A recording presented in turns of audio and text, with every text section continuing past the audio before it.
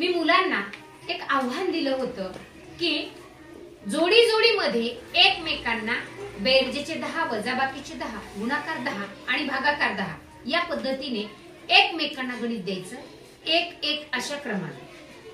हिनं अनन्यानं समीक्षाला द्यायचं, समीक्षानं अनन्याला द्यायचं. ते एकच गणित तपासायचं, चुका दुरुस्त करायच्या, या क्रमाने पुढे पुढे जायचं. परत दुसरं उदाहरण, परत तिसरं, या पद्धतीने 10-10 किमान 10-10 म्हणजे असे 4 क्रियाचे किती होतील?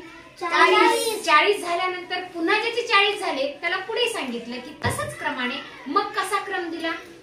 एक बेरीज, एक वजाबाकी, एक गुणाकार, एक भागाकार, या क्रमाने परत टोटल कोणत्या जोडीची जास्त उदाहरणं होतील या पद्धतीनं आव्हान दिलं होतं.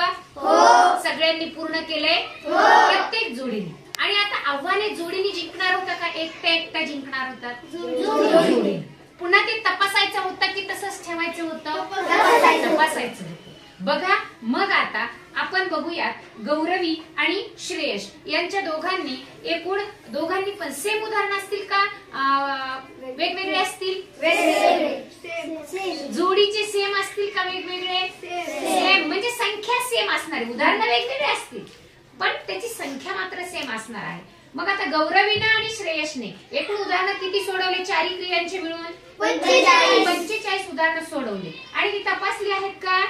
तपासले आहेत. गौरवीला श्रेयसने तपासले, परंतु श्रेयस कडून गौरवीचे काही उदाहरणं तपासायची राहिलेली आहेत. बघा आता इकडे चौथीची अनन्या आणि समीक्षा. तुम्ही एकूण किती उदाहरणं सोडवले? 52 उदाहरणं सोडवले. बघा तर कोणी कोणाची तपासलेत पूर्ण? अनन्याने समीक्षाचे पूर्ण उदाहरणं तपासले. समीक्षाने किती राहिले तिची तपासायची बाकी? 5च शिल्लक आहे. ही तिसरीची जोडी आहे, ही आमची चौथीची जोडी आहे. मग आता मला वाटतं सेल्फी विथ सक्सेसचा मानकरी कोण असणार आहे? समीक्षा आणि अनन्या. कारण तुम्ही उदाहरण छान सोडवलंय पण श्रेयस कडून हिचे बरेच तपासायचे राहिले.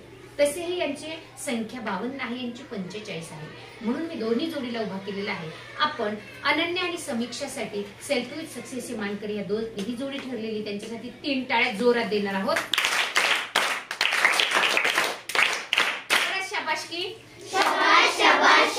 छान. आता आपण यांच्यासोबत दोन्ही जोडी सोबत सेल्फी विथ सक्सेसचे मानकरी ठरल्यामुळे सेल्फी घेणार आहोत. छान.